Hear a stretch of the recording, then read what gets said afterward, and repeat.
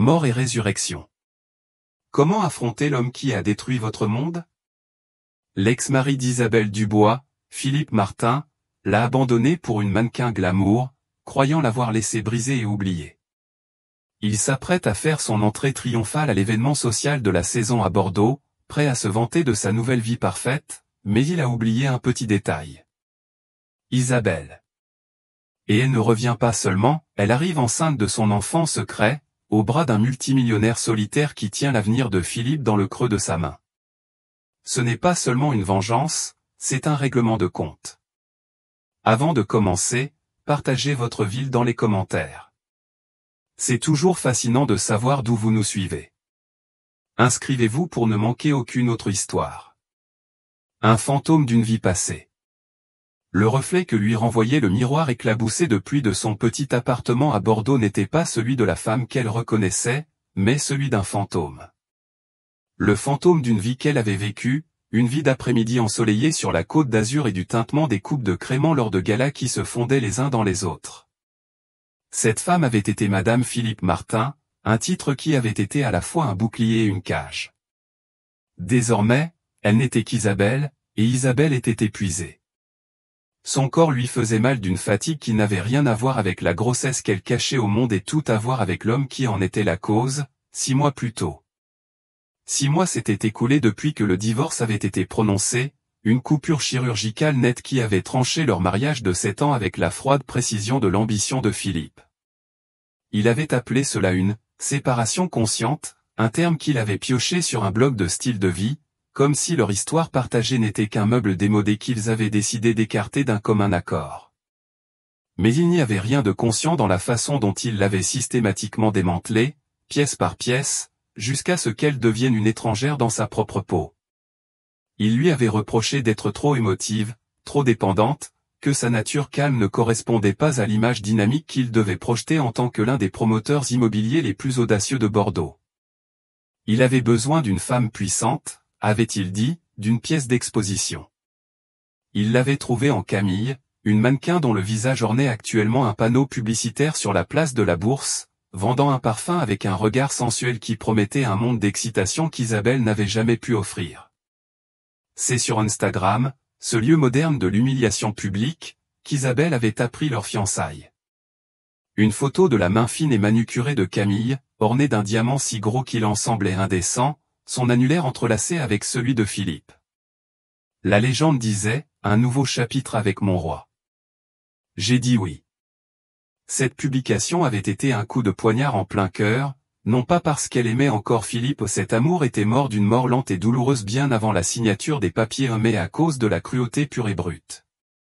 Il n'avait même pas eu la décence de le lui annoncer lui-même. Il avait simplement tourné la page, l'effaçant comme si elle n'était qu'une ébauche d'une vie qu'il perfectionnait désormais avec un modèle plus récent et amélioré. La section des commentaires était une mer d'adulation et de félicitations de son cercle de flatteurs, les mêmes personnes qui, autrefois, appelaient Isabelle leur amie. Ils s'extasiaient sur la perfection du couple que formaient Philippe et Camille, sur leur statut de « couple puissant », un terme qui retournait l'estomac d'Isabelle. Sa main se posa instinctivement sur son ventre, un geste doux et protecteur. La légère courbe grandissante était la seule chose qui lui appartenait vraiment, un secret, une complication, un minuscule battement de cœur, à la fois une bénédiction et un fardeau terrifiant. Elle l'avait découvert 2 semaines après le départ de Philippe. L'ironie était si amère qu'elle l'avait fait rire jusqu'aux larmes. Philippe avait toujours été ambivalent à l'idée d'avoir des enfants, affirmant qu'ils étaient une distraction, un frein à son style de vie qui le ralentirait. Il ne voulait pas être enchaîné, et maintenant, elle était liée à lui de la manière la plus irrévocable qui soit. Et il n'en avait aucune idée. Son appartement, un petit 2 pièces dans un immeuble du centre de Bordeaux, était son sanctuaire. Il était à des années-lumière de l'appartement Haussmann de verre et d'acier qu'elle avait partagé avec Philippe, un lieu qui ressemblait plus à une salle d'exposition qu'à un foyer. Ici, les murs étaient tapissés de livres anciens, les meubles en bois de noyer étaient doux et usés, et l'air sentait le papier vieilli et la tisane de mauve qu'elle buvait pour calmer ses nausées matinales. C'était petit, mais c'était à elle, payé avec l'accord modeste que les avocats de Philippe avaient jugé généreux. C'était assez pour éviter la misère, mais pas assez pour maintenir le style de vie qu'il lui avait appris à mener. C'était, elle le savait, un geste calculé. Il voulait qu'elle disparaisse, mais pas si loin qu'elle devienne un problème. Il voulait qu'elle s'efface discrètement. Ce soir-là, c'était le gala annuel des étoiles, un événement caritatif éblouissant qui était le joyau de la couronne de la saison sociale de Bordeaux. Elle et Philippe y avaient assisté chaque année de leur mariage. C'était une soirée de spectacle, de réseautage déguisé en philanthropie, une scène où Philippe brillait le plus fort. Elle savait qu'il serait là, avec Camille à son bras, l'exhibant comme un trophée. Cette idée lui donna une nouvelle vague de nausées, qui n'avait rien à voir avec le bébé cette fois. Une notification illumina l'écran de son téléphone. C'était un courriel des organisateurs de l'événement, un rappel générique à propos du gala.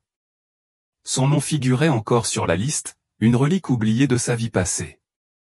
Elle s'apprêtait à le supprimer lorsqu'une idée, petite mais dangereuse, commença à germer dans son esprit. Pourquoi devrait-elle être celle qui se cache ? Pourquoi devrait-elle être celle qui se tapit dans l'ombre pendant qu'il célèbre sa nouvelle vie sur les cendres de l'ancienne ? Le déséquilibre de pouvoir avait toujours été le troisième invité implicite de leur mariage. Il était le soleil, et elle était censée être une lune pâle réfléchissant sa lumière. Il contrôlait l'argent, les amis, le récit. Il l'avait convaincue qu'elle n'était rien sans lui, que sa force tranquille était une faiblesse. Mais les 6 derniers mois de solitude lui avaient appris le contraire. Elle avait repris la peinture. Ses toiles se remplissaient de couleurs vibrantes qui étaient restées éteintes si longtemps. Elle avait renoué avec de vieux amis, ceux qui l'avaient connue avant Philippe, ceux qui la voyaient non pas comme un accessoire, mais comme une meneuse. Et puis, il y avait le bébé. Cette petite vie secrète qui grandissait en elle avait éveillé un instinct protecteur et farouche qu'elle ignorait posséder. Il ne s'agissait plus seulement d'elle. Elle devait être forte pour eux. Elle se regarda à nouveau dans le miroir, mais cette fois, elle vit autre chose. Pas un fantôme, mais une femme au bord d'une transformation. La fatigue était toujours là, mais sous-jacente, une lueur de défi. Il voulait qu'elle disparaisse. Très bien. D'abord, elle le forcerait à la voir vraiment, non pas comme l'épouse timide qu'il avait rejetée, mais comme la femme et la mère qu'elle devenait. Que feriez-vous à la place d'Isabelle ? Iriez-vous à la fête ou resteriez-vous chez vous ? Laissez votre réponse dans les commentaires. Elle ouvrit son armoire, écartant les vêtements sobres et ternes qu'elle avait adoptés pour lui plaire. Au fond, enveloppée dans une housse, il y avait une robe qu'elle avait achetée sur un coup de tête à Paris, une soie vert émeraude qui scintillait comme un bijou. Philippe l'avait détestée. Trop ostentatoire, avait-il déclaré. Ça attire trop l'attention. Un sourire lent effleura les lèvres d'Isabelle. Parfait, murmura-t-elle dans la pièce vide. Elle irait au gala. Elle ne ferait pas de scandale. Elle ne pleurerait pas, ne crierait pas. Elle se contenterait d'apparaître, un fantôme de son passé, marchant vers son avenir parfait. Et elle ne serait pas seule. Elle aurait son secret, sa force, sa robe vert émeraude. Et peut-être, juste peut-être, cela suffirait. Le roi dérangé. Le grand salon de bal de l'hôtel de Bordeaux était une symphonie d'excès. Des lustres de cristal, chacun de la taille d'une petite voiture, déversaient leur lumière sur une mer de costumes et de robes de créateurs. L'air était lourd du parfum coûteux et du murmure de conversations autoproclamées. C'était un lieu où l'on vantait des fortunes, où l'on forgeait des alliances, où l'on faisait ou défaisait des réputations avec une coupe de crément millésimée. Pour Philippe Martin, c'était son habitat naturel. Il se tenait près du grand escalier, un roi inspectant sa cour. À ses côtés, Camille était une vision en cramoisi, un contraste audacieux et flamboyant avec les tons froids du salon de bal. Sa robe, une création de haute couture qui épousait sa silhouette sculpturale comme une seconde peau, avait une coupe audacieusement basse, mettant en valeur le collier de diamants que Philippe lui avait offert ce matin-là. C'était une déclaration, tout comme Camille elle-même. Elle était son acquisition ultime, l'incarnation vivante de son succès. Mon chéri, tu fixes quelqu'un, murmura Camille, sa voix un ronronnement bas. Elle passa un doigt parfaitement manucuré sur le revers de son costume. Y a-t-il quelqu'un de plus intéressant que moi dans la salle? Philippe força un sourire, ses yeux balayant la foule. Jamais, mon amour, juste m'assurer que tout est parfait. Il était un homme obsédé par la perfection, par le contrôle. Chaque détail de sa vie était soigneusement orchestré, de l'art sur ses murs à la femme à son bras. Ce soir était l'aboutissement d'une campagne de 6 mois pour se réinventer. Le divorce chaotique avec la discrète et effacée Isabelle Dubois était un souvenir lointain, une note de bas de page dans l'histoire de son ascension. Camille était le nouveau chapitre, excitant. « Philippe, te voilà !» s'exclama une voix.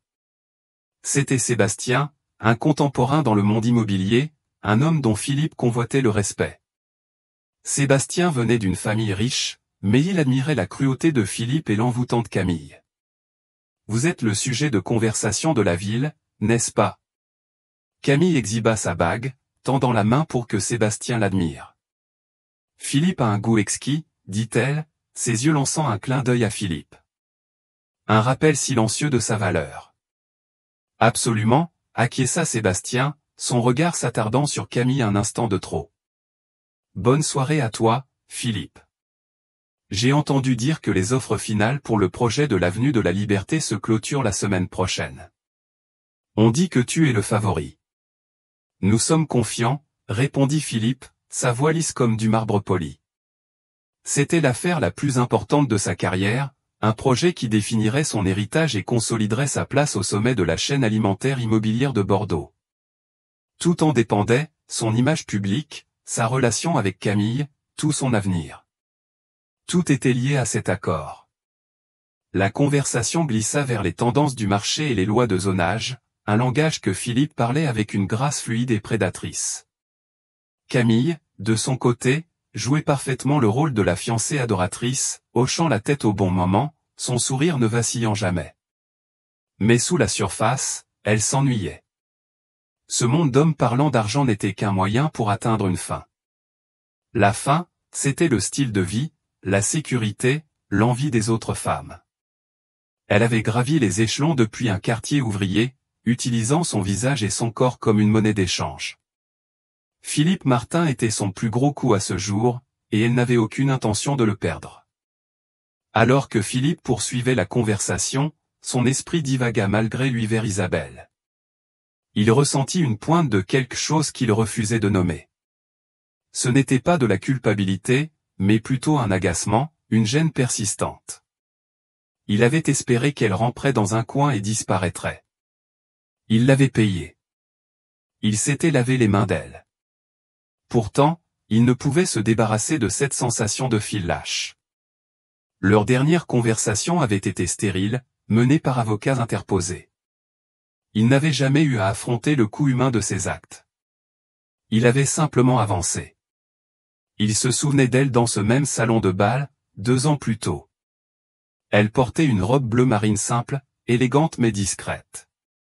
Elle avait passé la majeure partie de la soirée près de la table des desserts, discutant avec un serveur de sa famille en Bretagne. Elle avait une manière de se connecter aux gens, une chaleur authentique qu'il avait autrefois trouvée captivante, puis étouffante. Cette qualité n'avait aucune valeur dans son monde. C'était un fardeau. « Tout va bien, Philippe ?» demanda Camille, sa voix aiguë interrompant ses pensées. « Tu sembles à des milliers de kilomètres. » « Je pense juste à l'affaire, » mentit-il doucement, prenant une gorgée de crément.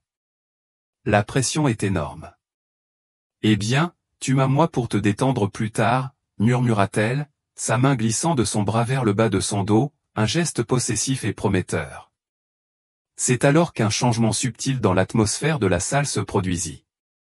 Un murmure de chuchotement commença près de l'entrée, se propageant comme une vague à travers la foule. Les têtes se tournèrent, les conversations s'arrêtèrent. Philippe, ses sens affûtés aux courants sociaux de la salle, le ressentit instantanément. Un nouvel acteur venait d'entrer dans le jeu. Il suivit la ligne de regard des autres invités, et son sang se glaça. Debout en haut du grand escalier, baigné par la lumière des lustres, se tenait Isabelle Dubois. Mais ce n'était pas l'Isabelle dont il se souvenait. La femme discrète et apologétique, qui semblait se recroqueviller sur elle-même, avait disparu. À sa place se tenait une reine. La robe vert émeraude était une touche de couleur vibrante et provocante dans une mer de tons feutrés. Elle épousait ses courbes, des courbes plus pleines, plus féminines qu'il ne s'en souvenait. Ses cheveux, qu'elle attachait autrefois en un chignon sévère, cascadaient sur ses épaules en douces vagues blond miel. Son visage, débarrassé du maquillage lourd qu'il avait toujours exigé qu'elle porte, était lumineux, ses yeux clairs et brillants. Elle semblait puissante. Pendant un instant, Philippe ne put respirer. C'était comme si un fantôme était entré dans la salle, mais un fantôme plus vibrant et vivant que quiconque ici. Camille se raidit à ses côtés, ses ongles parfaitement manucurés s'enfonçant dans son bras. « Qui est-ce » siffla-t-elle, sa voix empreinte de venin. Philippe ne put répondre. Il était paralysé. Les yeux d'Isabelle balayèrent la salle, un regard calme et posé. Elle ne le cherchait pas. Elle ne semblait chercher personne. Elle était simplement arrivée. Et puis il vit qui l'accompagnait. Descendant l'escalier juste derrière elle, sa main posée légèrement au bas de son dos, se trouvait Jacques Laurent. Pas le contemporain immobilier, mais son oncle, Jacques Laurent, le multimillionnaire solitaire et énigmatique qui avait bâti un empire en concevant et vendant des jets privés à l'élite mondiale. Un homme si riche et puissant qu'il faisait passer Philippe pour un petit propriétaire terrien. Jacques Laurent n'assistait pas aux événements sociaux. Il ne courtisait pas la presse. C'était une légende, un mythe, un homme opérant dans une stratosphère si loin au-dessus de celle de Philippe qu'elle était presque inconcevable. Et il était avec Isabelle. Cette image fut un coup physique. Philippe sentit l'air quitter ses poumons. La façade soigneusement construite de sa vie parfaite se fissurait sous le poids de cette vision unique et impossible. Isabelle, son ex-femme rejetée et oubliée, n'était pas seulement là, elle était là avec un homme qui pouvait le ruiner d'un simple coup de fil. Le déséquilibre de pouvoir, qu'il avait si soigneusement cultivé et exploité dans leur mariage, venait d'être renversé de la manière la plus publique et spectaculaire imaginable. Les chuchotements dans la salle s'intensifièrent, passant de curieux à frénétiques. Qui était-elle? Que faisait-elle avec Jacques Laurent? Philippe pouvait sentir des centaines de paires d'yeux posés sur lui, le regard collectif du monde qu'il avait tant cherché à conquérir. Tous attendaient de voir ce qu'il ferait. Et pour la première fois de sa vie, Philippe Martin n'avait absolument aucune idée. Le roi était dans son château, mais sa forteresse venait d'être violée, et le fantôme de son passé s'apprêtait à lui demander des comptes. Pensez-vous que Philippe regrette sincèrement? Partagez votre opinion dans les commentaires et donnez un like à cette vidéo. Une alliance inattendue. Le cœur d'Isabelle battait comme un tambour frénétique contre ses côtes. Chaque pas sur l'escalier de marbre semblait à la fois terriblement lent et vertigineusement rapide. La mer de visages en contrebas se fondait en un kaléidoscope de jugement et de curiosité. Elle pouvait sentir leur regard, leur chuchotement, qui la disséquaient, essayant de la placer dans leur hiérarchie sociale rigide. Pendant un instant, l'ancienne Isabelle, celle qui aurait fui ce genre d'attention, menaça de ressurgir. Elle hésita, sa main agrippant la rampe froide et ornée. « Calme-toi » dit une voix basse et apaisante juste derrière elle. « Respire. Tu as plus peur d'eux qu'ils n'ont peur de toi. » Elle jeta un coup d'œil par-dessus son épaule à Jacques Laurent. Il ne regardait pas la foule. Il la regardait, elle, ses yeux d'un gris étonnamment chaleureux, empreints d'un calme ferme et rassurant. Ils s'étaient rencontrés il y a moins d'une heure, dans les circonstances les plus improbables. Elle était arrivée au gala seule. Sa Renault Zoé l'avait déposée à une rue de là pour éviter l'encombrement des limousines. L'air frais de la nuit avait été un choc après la chaleur de la voiture, et en descendant sur le trottoir, son talon s'était coincé dans une grille. Elle avait trébuché, un petit sursaut peu digne, et un portfolio de ses croquis récents, qu'elle avait apporté avec elle pour un étrange sentiment de soutien moral, lui avait glissé des mains. Les dessins s'étaient éparpillés sur le pavé humide. Mortifiée, elle s'était agenouillée pour ramasser les pages volantes, ses mains tremblantes. C'est alors qu'une main masculine, large et assurée, apparut dans son champ de vision, ramassant soigneusement un dessin au fusain d'un cyprès battu par le vent. « C'est très beau, » dit la même voix basse. « Tu as un sens aigu du mouvement. » Elle leva les yeux vers le visage de Jacques Laurent. Elle ne le reconnut pas au début. Ce n'était pas ce à quoi elle s'attendait. Il portait un costume noir simple, impeccablement taillé, sans cravate, le bouton supérieur de sa chemise blanche déboutonné. Il était plus âgé qu'elle, peut-être dans la fin de la cinquantaine, avec un air robuste et marqué qui contrastait fortement avec la perfection polie et athlétique de Philippe. Il avait des rides autour des yeux, des lignes qui parlaient d'une vie vécue, pas seulement orchestrée. « Merci, » balbutia-t-elle, ses joues rougissant de honte. « Permets-moi, » dit-il, ramassant facilement le reste des croquis. Il ne la traita pas comme une demoiselle en détresse, mais comme une égale ayant rencontré un léger désagrément. Il lui rendit son portefeuille. Leurs doigts se frôlèrent. Il y eut une étincelle de chaleur, une connexion inattendue. « Je m'appelle Guillaume, » dit-il. Son sourire n'atteignait pas ses yeux, qui portaient une intelligence profonde, presque mélancolique. « Léonie, » répondit-elle, sa voix à peine un murmure. Il la regarda alors, un regard long et scrutateur. Ce n'était pas le regard prédateur auquel elle était habituée de la part des hommes du cercle d'Antoine. C'était perspicace, comme s'il pouvait voir au-delà de sa robe émeraude et du tremblement nerveux de ses mains, directement dans son cœur. « Tu vas au gala des étoiles » affirma-t-il. Ce n'était pas une question. Elle acquiesça. « Et toi ?» Une ombre de sourire effleura ses lèvres. J'essayais de l'éviter. Ce n'est pas mon monde. Il fit un geste vague vers l'entrée opulente du château de Chenonceau. Mais j'ai une obligation envers mon neveu, Charles. Il insiste sur le fait que ma présence lui donne un peu de poids. Il prononça ce mot avec une autodérision ironique qu'elle trouva immédiatement charmante.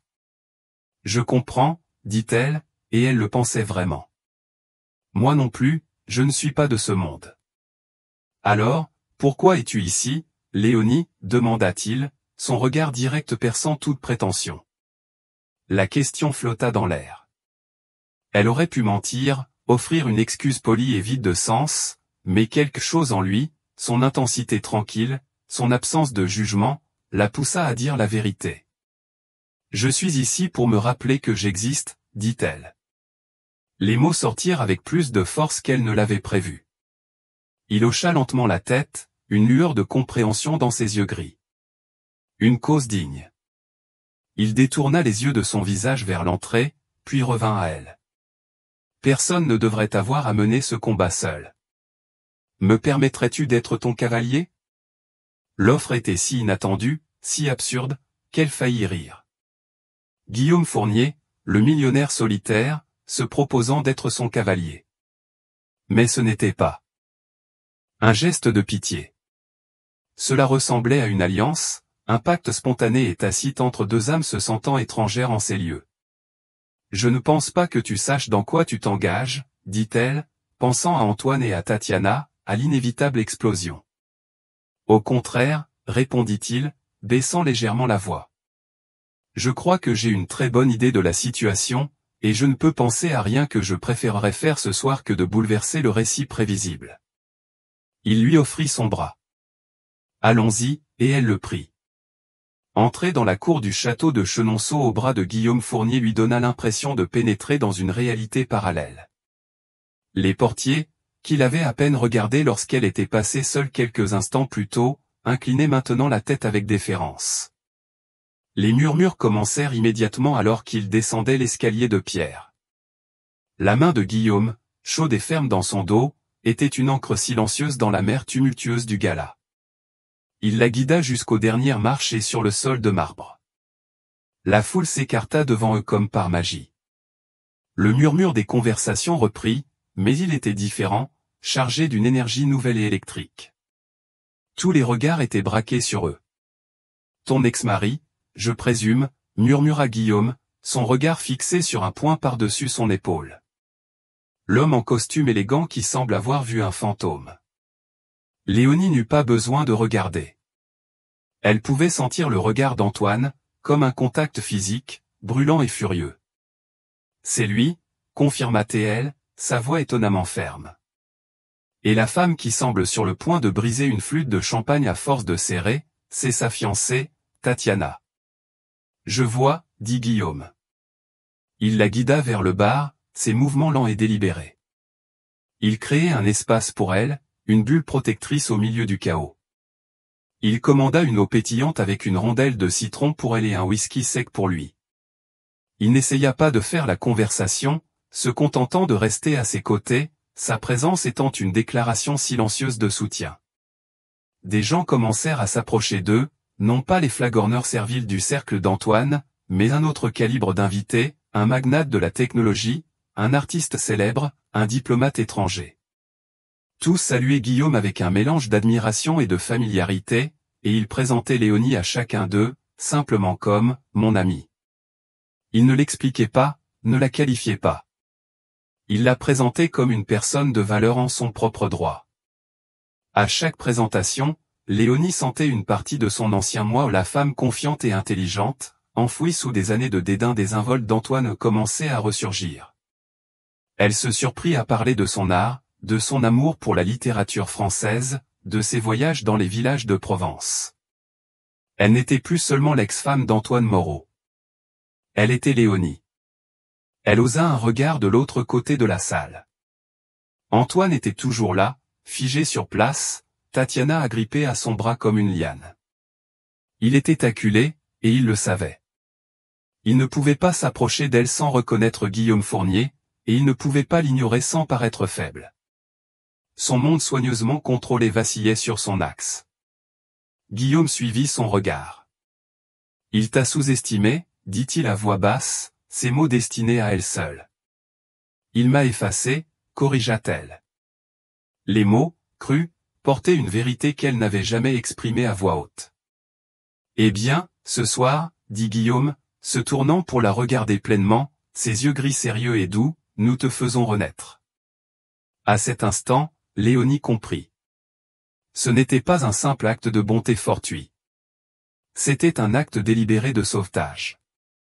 Guillaume Fournier, pour des raisons qu'elle ne pouvait pas encore comprendre, avait choisi d'être son sauveur.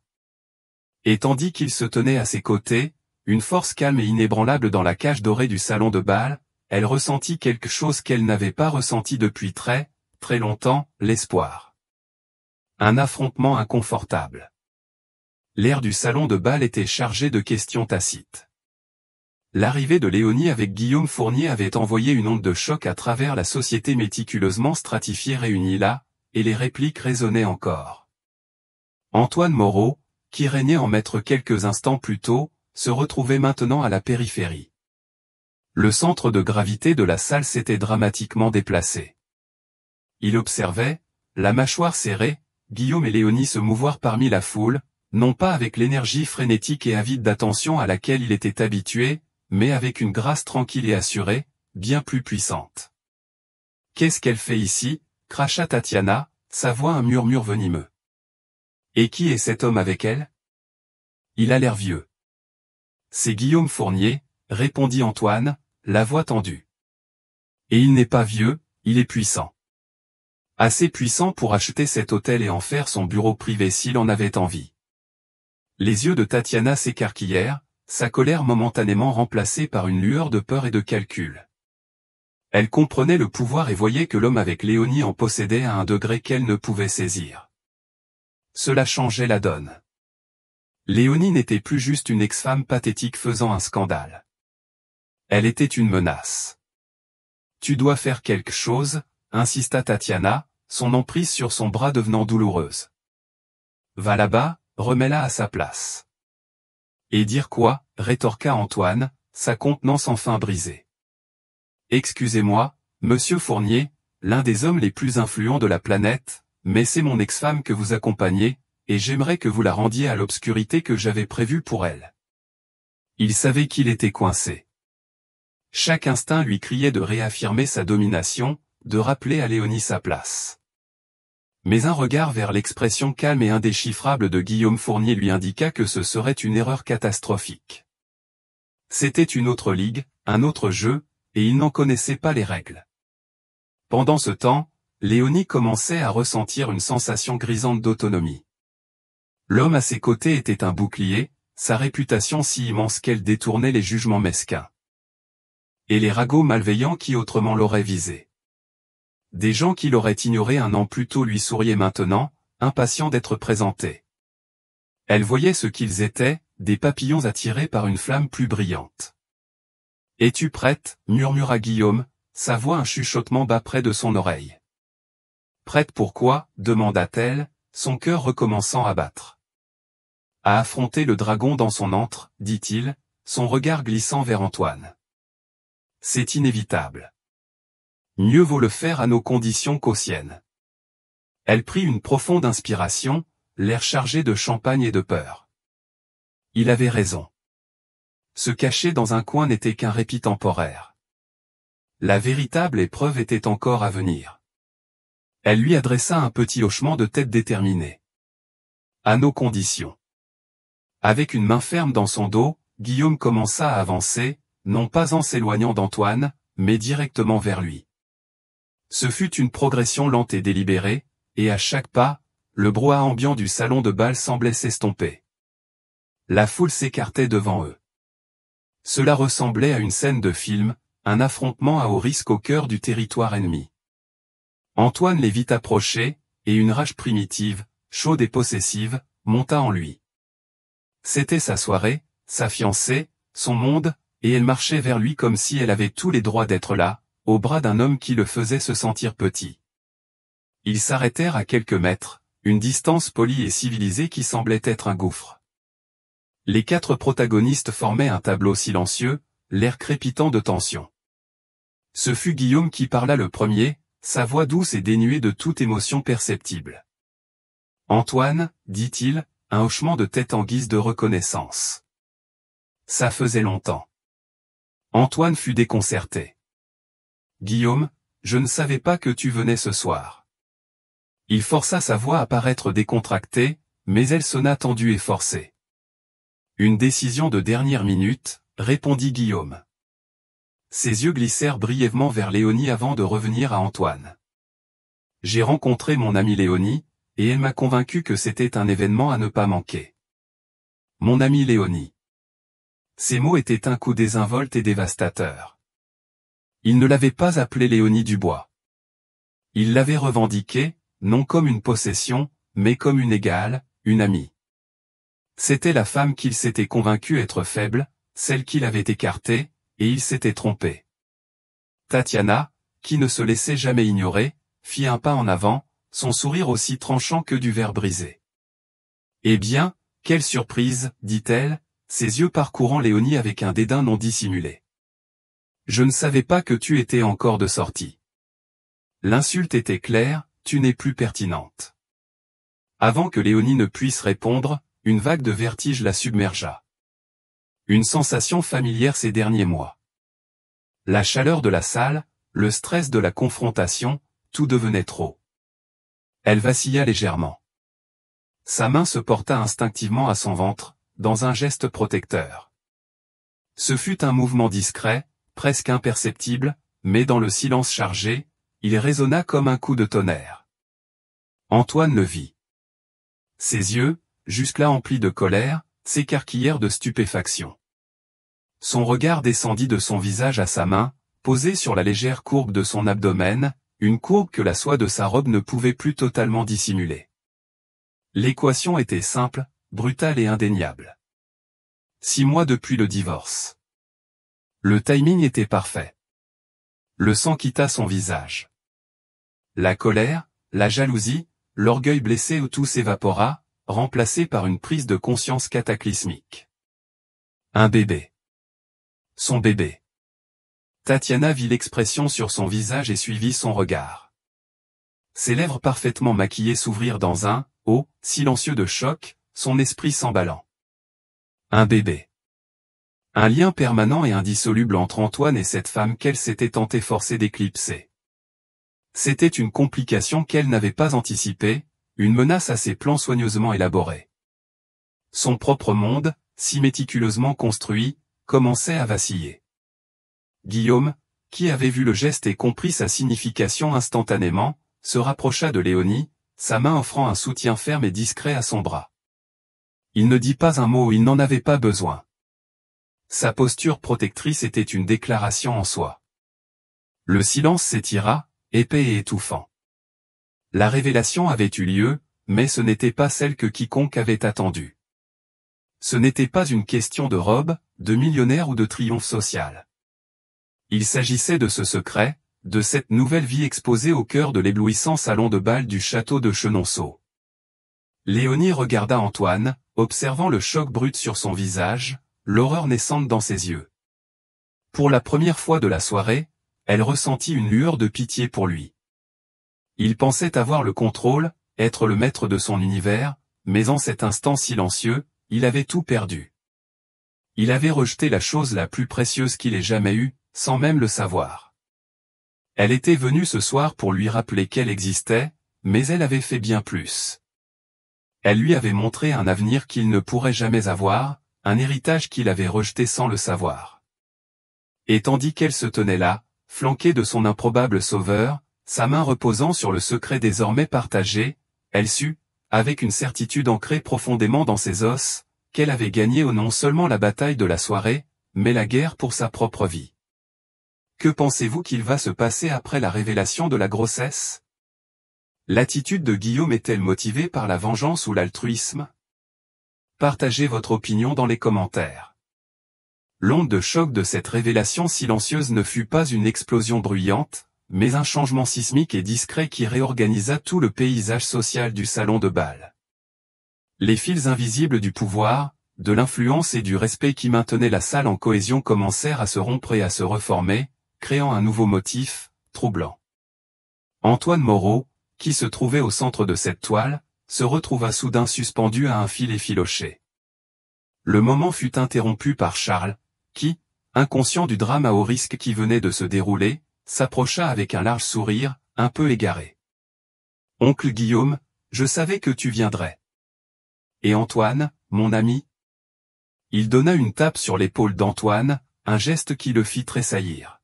« Vous vous connaissez tous ? Quel petit monde !» Guillaume saisit l'occasion pour reprendre le contrôle. « Charles, dit-il, sa voix calme et ferme attirant l'attention du tableau figé. Je félicitais justement Antoine pour ses projets à venir. » Il se tourna vers Léonie. « Je pense que nous pourrions tous profiter d'un peu d'air frais. Veux-tu faire un tour sur la terrasse ?» C'était une sortie polie et définitive. Il éloignait Léonie de la situation, signalant que la conversation était terminée. Léonie, reconnaissante pour cet échappatoire, acquiesça légèrement. « Avec plaisir, dit-elle, sa voix un peu essoufflée alors que Guillaume la guidait, sa main toujours fermement posée sur son bras. Un murmure parcourut les invités à proximité. Ils avaient vu le visage d'Antoine, le choc de Tatiana, le geste de Léonie. Les pièces s'assemblaient, et la rumeur se propagea comme un feu, alimenté par le mélange enivrant de scandale, de grossesse et de la présence de l'énigmatique Guillaume Fournier. Laissés dans leur sillage, Antoine et Tatiana formaient une île de silence stupéfait. La bulle protectrice de leur perfection autoproclamée avait éclaté. « Un bébé » siffla finalement Tatiana, sa voix tremblant d'une colère plus froide et plus terrifiante que sa jalousie précédente. « Tu m'avais dit que c'était fini avec elle. Tu m'avais dit que c'était une rupture nette. » Je ne savais pas, bégaya Antoine, son esprit encore vacillant. Un enfant. Un fils, une fille, une partie de lui grandissant dans la femme qu'il avait rejetée si cruellement. Les implications étaient vertigineuses. Ce n'était pas seulement un désagrément social, c'était une réorganisation fondamentale de sa vie. Tu ne savais pas? Le rire de Tatiana fut un son aigu et laid. Comment pouvais-tu ne pas savoir? Tu étais si détaché, si incompétent. L'insulte était conçue pour blesser, et elle atteignit sa cible. L'identité d'Antoine reposait entièrement sur sa compétence, son contrôle. Ce n'était pas censé arriver, dit-il, plus pour lui-même que pour elle. Nous étions prudents. Mais même en le disant, il se rappela cette nuit, quelques semaines avant son départ, une nuit alimentée par trop de vin et une tristesse désespérée et inexprimée. Une dernière tentative fut-il de retrouver la connexion qu'ils avaient perdue. Cela avait été imprudent, un moment de faiblesse qu'il avait regretté immédiatement et qu'il s'était empressé d'oublier jusqu'à maintenant. Il regarda autour de la salle. Les visages qui lui souriaient avec admiration et envie le regardaient désormais avec autre chose, pitié, curiosité, et une touche de jubilation. Il vit ses rivaux d'affaires murmurer dans son dos, leurs yeux brillants d'opportunité. Son image soigneusement construite, celle d'un homme qui avait tout, intouchable, se fissurait sous ses yeux. Sur la terrasse, l'air frais de la nuit était un baume pour la peau échauffée de Léonie. Les sons lointains de la ville d'Amboise formaient un contrepoint apaisant au battement frénétique de son cœur. « Ça va ?» demanda Guillaume, sa voix douce. Il la conduisit dans un coin tranquille, abrité du salon de bal par un grand figuier en pot. « Je crois que oui », répondit-elle, prenant une inspiration profonde et tremblante. « Je ne voulais pas que ça se passe comme ça. » La révélation. Parfois, les déclarations les plus puissantes sont celles que nous n'avions pas prévues, observa Guillaume, son regard scrutant son visage. Il ne savait pas, elle secoua la tête, un rire amer effleurant ses lèvres. Non. Il a été très clair sur le fait qu'il ne voulait pas d'une famille. Ça aurait compliqué ça, Marc. Tant pis pour lui, dit simplement Guillaume, mais avec une finalité qui résonnait de vérité. Il retira son manteau et le posa sur ses épaules. Il était chaud et dégageait une légère odeur de cèdre et de whisky. Ce geste, si inattendu et protecteur, lui serra la gorge. « Pourquoi fais-tu ça ?» demanda-t-elle, la voix rauque d'émotion. « Pourquoi es-tu si gentil avec moi ?» Guillaume s'appuya contre la balustrade, regardant l'étendue du parc du château. Pendant un long moment, il resta silencieux. « Disons que j'ai un intérêt personnel à voir des hommes comme Antoine Moreau goûter à leur propre poison, » dit-il, sa voix basse et dure. « J'ai vu ce que l'ambition de ce genre d'homme fait aux gens, aux bonnes personnes. Il y avait une histoire là-dedans, un aperçu d'un passé qui alimentait ses actions. Ce n'était pas un simple caprice. Sa présence ce soir-là était personnelle. C'est plus que ça, n'est-ce pas, insista-t-elle doucement. Il se tourna pour la regarder, et dans ses yeux gris, elle vit une lueur de douleur ancienne. Ma défunte femme, commença-t-il, sa voix plus douce maintenant.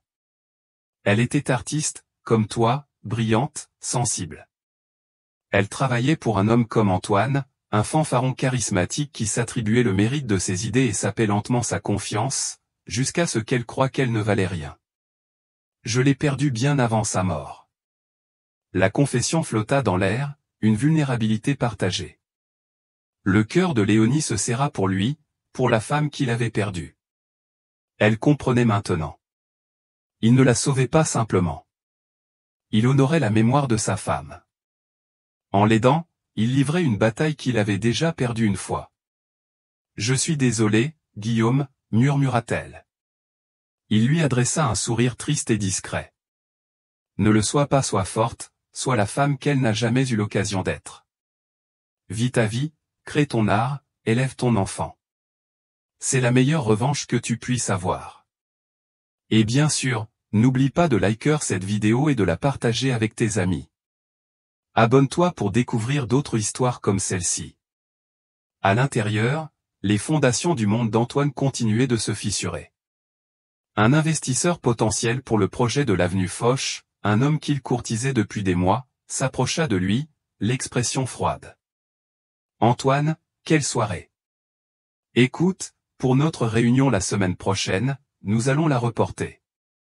Je pense que nous devons voir comment certaines choses se stabilisent. » Il n'avait pas besoin d'en dire plus. L'homme se retirait. Le scandale, l'instabilité perçue, le lien avec Guillaume Fournier, tout cela faisait d'Antoine un pari risqué. Antoine le regarda s'éloigner, une peur glacée s'installant dans ses os.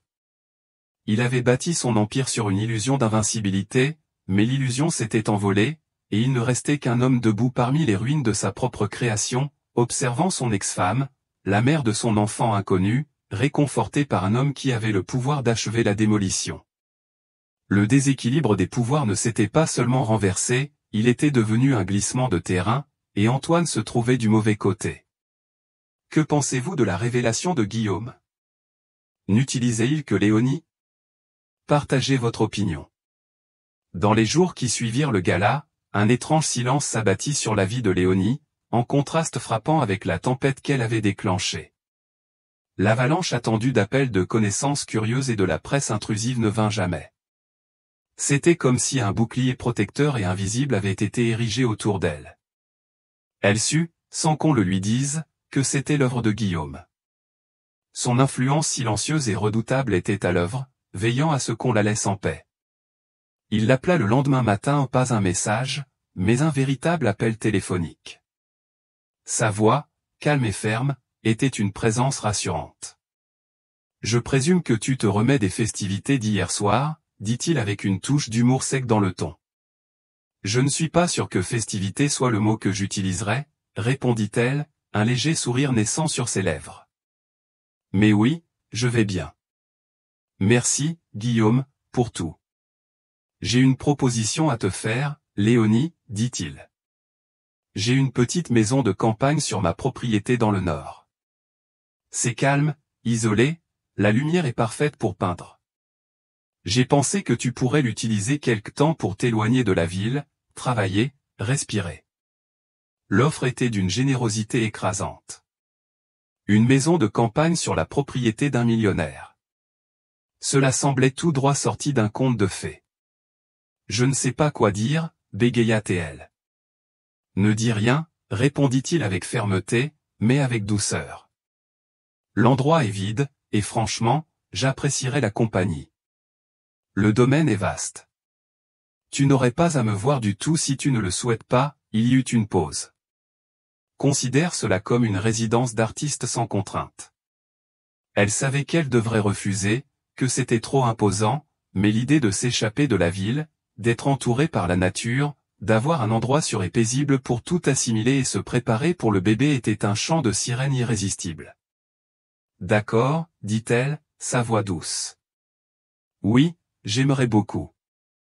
2 jours plus tard, une discrète voiture noire vint la chercher, elle et ses quelques affaires, pour l'emmener dans le nord. La propriété était une étendue de collines ondoyantes, d'arbres centenaires et de jardins soignés, nichés au cœur de la région des Vosges. La maison principale était un magnifique manoir de pierre, mais la voiture le contourna, suivant un chemin de gravier sinueux jusqu'à un coin isolé du domaine. La maison de campagne était parfaite. C'était une charmante bâtisse en pierre couverte de lierre, avec une grande fenêtre orientée au nord qui inondait la pièce principale d'une lumière douce et constante dont rêvent les peintres. À l'intérieur, elle était chaleureuse et magnifiquement meublée, avec un grand chevalet déjà installé près de la fenêtre. Il y avait une cuisine entièrement équipée et une chambre avec vue sur un lac privé et serein. C'était un havre. La première semaine, elle ne vit personne. Elle peignit avec une ferveur qu'elle n'avait pas ressentie depuis des années. Les couleurs de ses toiles étaient audacieuses et vibrantes. Elle se promena autour du lac, fit la sieste sous le soleil de l'après-midi et cuisina des repas simples et nourrissants pour elle et la petite vie qui grandissait en elle. La ville, avec son bruit et ses fantômes, semblait à 1 million de kilomètres. La fatigue qui s'était installée dans ses os commença à se dissiper, remplacée par une sensation croissante de paix et de force. Guillaume, fidèle à sa parole, respecta son intimité, mais il laissait des attentions sur le perron de la maison, un panier de légumes frais de son potager, une collection de livres d'art de sa bibliothèque, un thé rare et parfumé qu'il pensait qu'elle aimerait. C'étaient des gestes délicats qui en disaient long. Il veillait sur elle, mais à une distance respectueuse. Un après-midi, alors qu'elle regardait le soleil se coucher, peignant le lac en teintes d'orange et de rose, il apparut, marchant lentement sur le chemin depuis le manoir. Il n'était pas imposant, simplement présent. « J'espère que je ne te dérange pas, » dit-il, s'arrêtant à une distance prudente. « Pas du tout, » répondit-elle, désignant l'autre chaise sur sa petite terrasse. « Je t'en prie. » Il s'assit, et un silence confortable s'installa entre eux. Ils regardèrent les derniers rayons du soleil disparaître derrière les collines. « J'ai eu des nouvelles de mon neveu aujourd'hui, dit-il finalement, sa voix détendue. Il semble qu'Antoine Moreau rencontre des difficultés avec son projet de l'avenue Foch. Le cœur de Léonie fit un léger bond. Les principaux investisseurs se retirent, poursuivit Guillaume, son regard fixé sur l'eau qui s'assombrissait. Il s'inquiète de sa stabilité personnelle. Apparemment, un divorce public chaotique, une grossesse surprise et l'impression générale qu'il s'est fait un ennemi puissant ne sont pas bons pour les affaires. Il le dit sans une once de jubilation, une simple constatation des faits. Et cet ennemi, c'est toi, demanda-t-elle à voix basse. Il se tourna pour la regarder, son expression indéchiffrable dans le crépuscule. Je n'ai pas passé un seul coup de fil, Léonie. Je n'en ai pas eu besoin. Les hommes comme Antoine construisent leurs empires sur une base de perception. Tout ce que j'ai fait, c'est apparaître et fissurer la façade. Le reste, c'est juste la gravité. Elle le crut. Son pouvoir ne résidait pas dans des actions ostentatoires, mais dans sa simple existence. Il était l'étalon contre lequel des hommes comme Antoine étaient mesurés et jugés insuffisants. Il m'a appelé, confessa-t-elle, les mots ayant un goût de cendre. 2 fois. Je n'ai pas répondu. Que penses-tu qu'il veuille? Je ne sais pas, dit-elle honnêtement. T'engueuler? Exiger un test de paternité? Tenter de jouer à la famille heureuse? Je n'arrive pas à imaginer un scénario où il ne s'agit pas de lui, de ce dont il a besoin, de ce qu'il veut contrôler. Et toi, que veux-tu? Demanda Guillaume. Une question simple, mais profonde. Elle baissa les yeux sur ses mains, posées sur son ventre. Je veux avoir cet enfant. Je veux l'élever dans un monde sûr, paisible et plein d'amour. Je veux peindre. Je veux construire une vie qui m'appartienne, pas une extension de celle de quelqu'un d'autre. Sa voix était ferme. L'incertitude avait disparu. Ce temps dans la maison de campagne avait tout clarifié. Ça me semble un bon plan, dit-il, sa voix chaude d'approbation. Ils s'assirent de nouveau en silence, mais un silence chargé d'une compréhension profonde et tacite. Ce n'était plus seulement une amitié, ni une alliance de circonstances. C'était un lien forgé dans la douleur partagée et un désir commun d'une vie plus paisible et authentique. Il ne la voyait pas comme une chose brisée à réparer, mais comme une femme forte et résiliente qui s'épanouissait. Et elle le voyait, non comme un magnate millionnaire, mais comme un homme gentil et blessé, qui, à sa manière, cherchait à guérir. Guillaume, dit-elle, se tournant vers lui. Ta femme, tu as dit qu'elle était artiste. Elle avait un nom. Elle s'appelait Inès Dubois, répondit-il. Et elle t'aurait beaucoup aimé. À cet instant, sous le vaste ciel étoilé des Vosges, Léonie sentit les derniers vestiges de ses anciennes peurs s'évanouir. Elle n'était plus la victime de l'histoire d'Antoine. Elle était l'auteur de la sienne. Et cet homme calme et puissant à ses côtés n'était pas seulement son sauveur, il était le premier personnage de son nouveau chapitre. Leur alliance silencieuse s'était transformée en un lien profond et paisible. Que pensez-vous qu'il arrivera ensuite à Antoine? Laissez votre commentaire et partagez votre opinion. Antoine Moreau était un homme à la dérive parmi les débris de sa propre vie. Le projet de l'avenue Foch, censé être son couronnement, s'était effondré. Les investisseurs, effrayés par l'instabilité qui l'entourait, s'étaient retirés, invoquant de vagues préoccupations du marché, un euphémisme pour son implosion sociale spectaculaire. Son nom, autrefois synonyme de succès, était désormais murmuré avec pitié et mépris dans les salles de réunion et les clubs de campagne qu'il fréquentait. Tatiana, sa fiancée ardente et ambitieuse, s'était transformée en une créature de colère froide et latente. Le rêve dans lequel elle s'était engagée ou une vie de luxe, d'élégance et de suprématie sociale s'effritait sous ses yeux. Le diamant à son doigt semblait moins une promesse qu'un prix de consolation pour un marché qui avait mal tourné. Leur magnifique appartement, autrefois symbole de leur pouvoir, ressemblait désormais à une cage dorée. Le silence entre eux était chargé d'accusations implicites. Mais ce n'était ni la perte du projet ni la fureur de Tatiana qui hantait les nuits blanches d'Antoine. C'était l'image de Léonie. Léonie, debout sur l'escalier dans sa robe émeraude, sa main sur son ventre, portant son enfant ou une vie qu'il avait créée et abandonnée sans y penser. Il avait tenté de rationaliser, de le considérer comme un problème à gérer. Il avait chargé ses avocats de rédiger des lettres, d'exiger des tests de paternité, de proposer des accords. Mais Léonie avait refusé de jouer le jeu. Ses appels aboutissaient sur sa messagerie. Ses emails restaient sans réponse.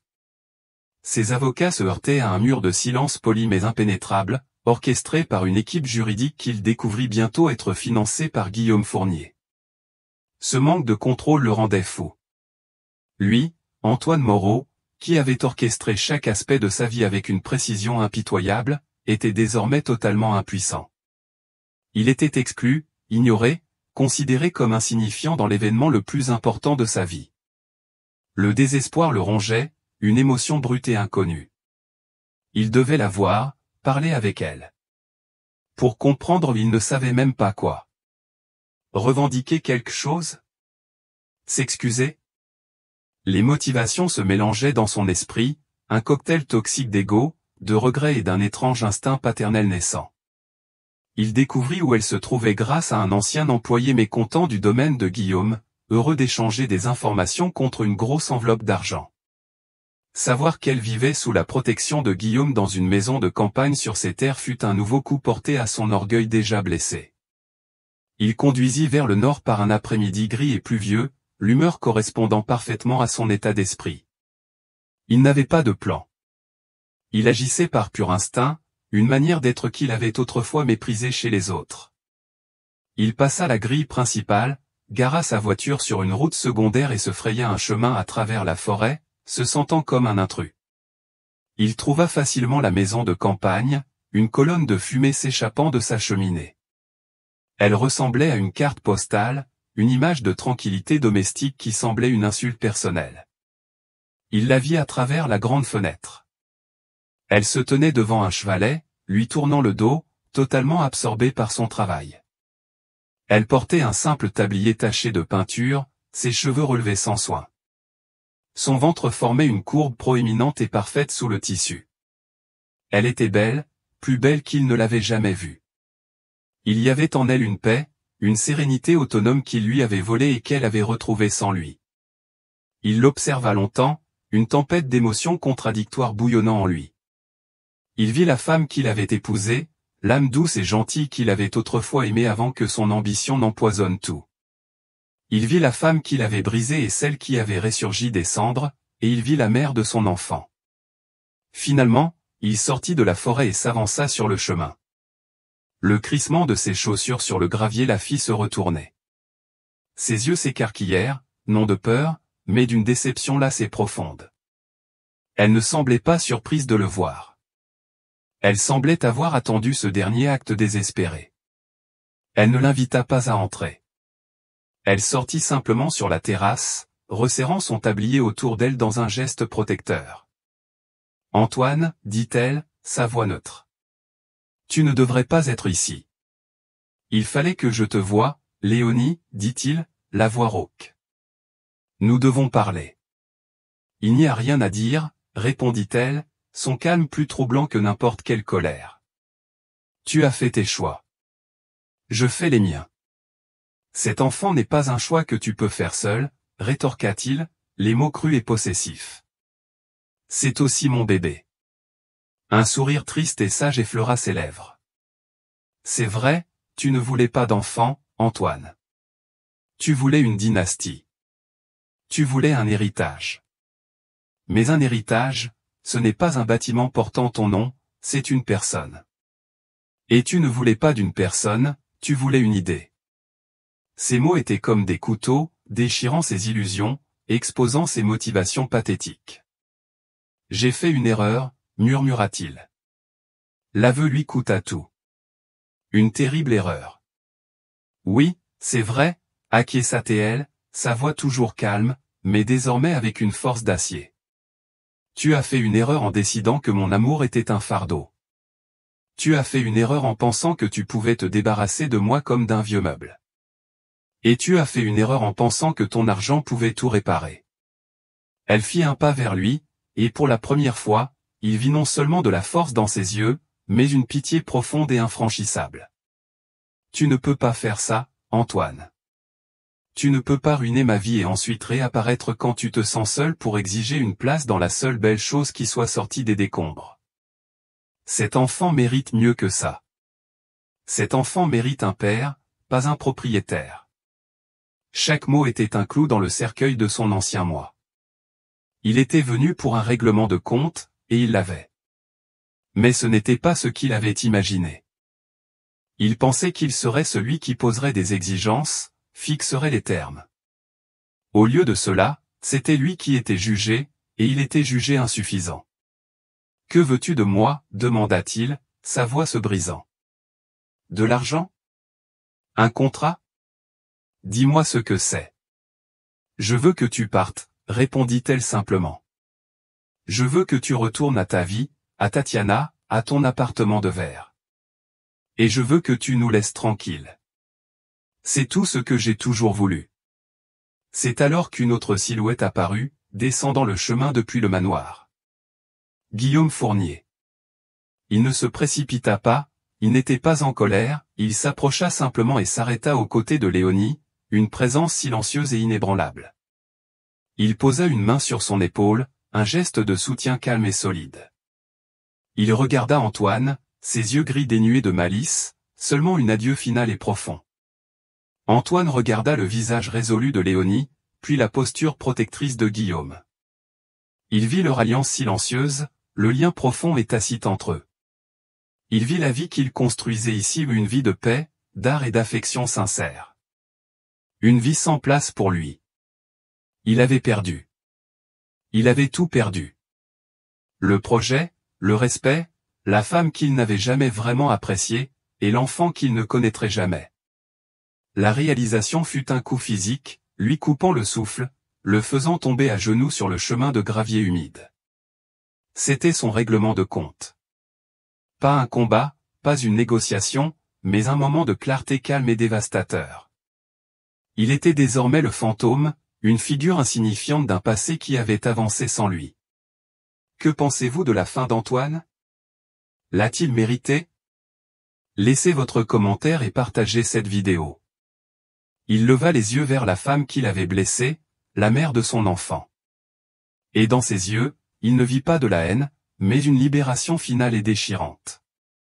Elle était enfin libre de lui, et il était complètement, irrévocablement seul. 6 mois plus tard, la première neige de la saison tombait, recouvrant la vallée des Vosges d'un manteau blanc immaculé.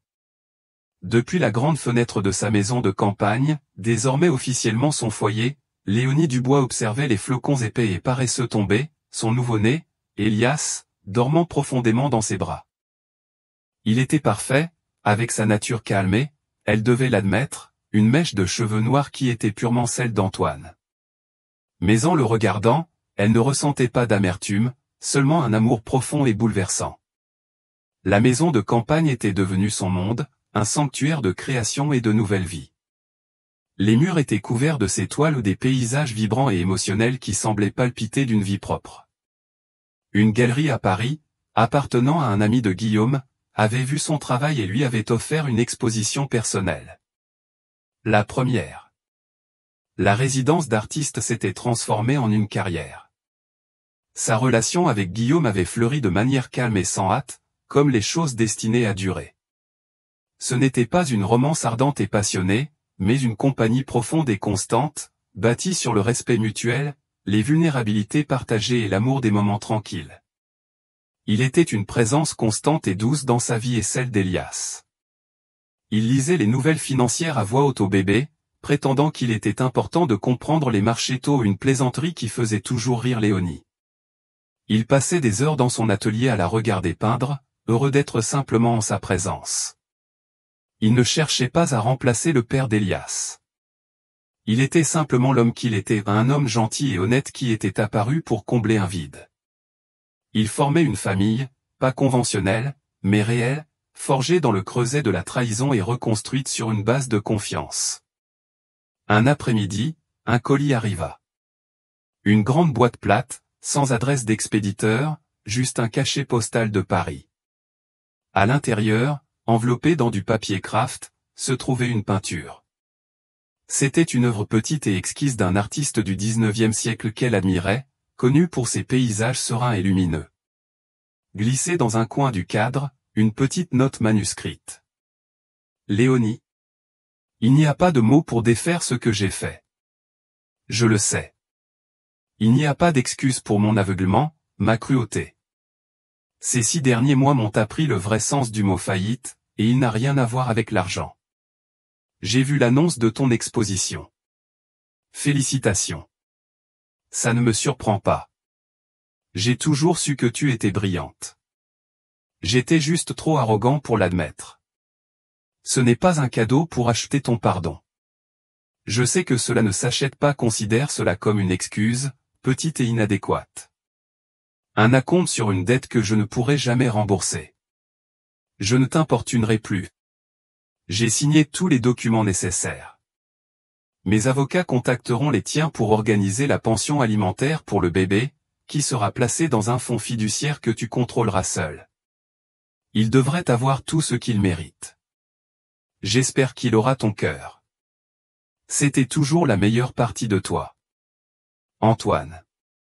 Léonie lut la note 2 fois, sa main tremblant légèrement. C'était la première fois qu'elle avait de ses nouvelles depuis ce jour sur le chemin de gravier. Les mots étaient simples, dénués de son habituelle fanfaronnade et arrogance. Ils semblaient sincères. Elle regarda la peinture, une scène d'une forêt paisible baignée de soleil. C'était une offre de paix, une reconnaissance de tout ce qu'il avait perdu. Elle montra la note à Guillaume ce soir-là, alors qu'ils étaient assis près de la cheminée, Elias babillant doucement dans son berceau. Il la lut, son expression pensive.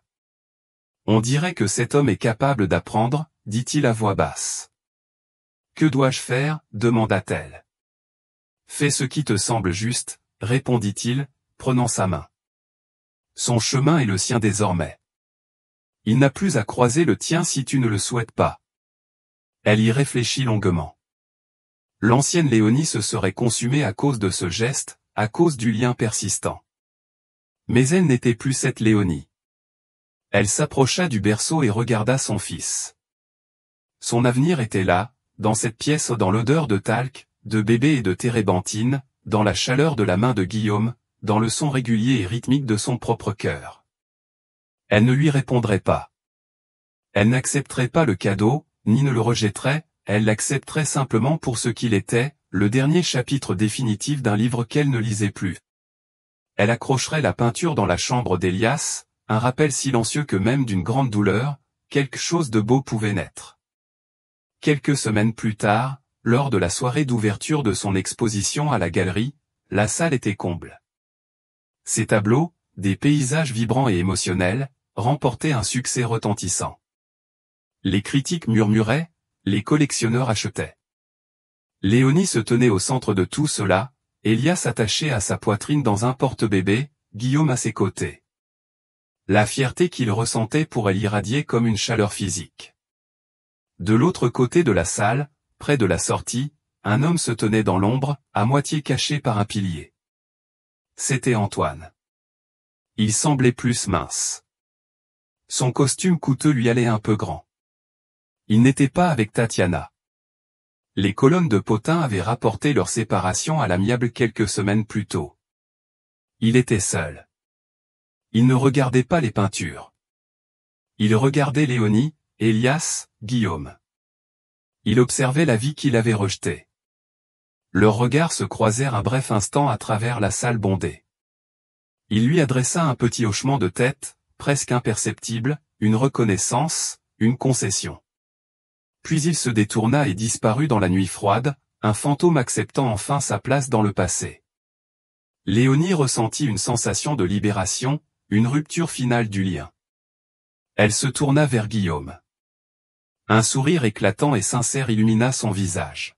« Je crois que je suis prête pour une coupe de champagne, dit-elle. » Il lui rendit son sourire, ses yeux gris remplis d'un amour aussi calme et profond que la vallée qu'ils appelaient leur foyer. « Je pense que tu l'as bien mérité, » répondit-il en lui tendant une coupe. Elle regarda autour de la salle, ses œuvres, la vie qu'elle avait construite. Elle avait affronté la trahison et trouvé la force. Elle avait enduré un déséquilibre de pouvoir et découvert le sien. Elle avait trouvé la rédemption, non dans la vengeance, mais dans la création. Elle avait trouvé une richesse différente, une richesse qu'on ne pouvait mesurer en portefeuille d'action ou en mètres carrés, mais en amour, en paix et dans les couleurs éclatantes et illimitées de sa propre toile. Et c'était plus qu'elle n'avait jamais rêvé. Et voilà l'incroyable voyage de Léonie Dubois, d'ex-épouse au cœur brisé à une femme puissante qui a repris sa vie à ses propres conditions. C'est une histoire qui montre que la meilleure revanche n'est pas bruyante ni ostentatoire, mais qu'elle se trouve dans la force tranquille, les alliances inattendues et le courage de construire un nouvel avenir à partir des cendres du passé. Si l'histoire de résilience, de rédemption et d'amour trouvé dans l'endroit le plus inattendu de Léonie vous a touché, n'attendez pas donner un like. Partagez cette vidéo avec quelqu'un qui a besoin d'un rappel de sa propre force et abonnez-vous à notre chaîne pour plus d'histoires émouvantes qui semblent tirées de la vraie vie. Votre soutien compte énormément et nous aide à vous apporter davantage de contenu comme celui-ci.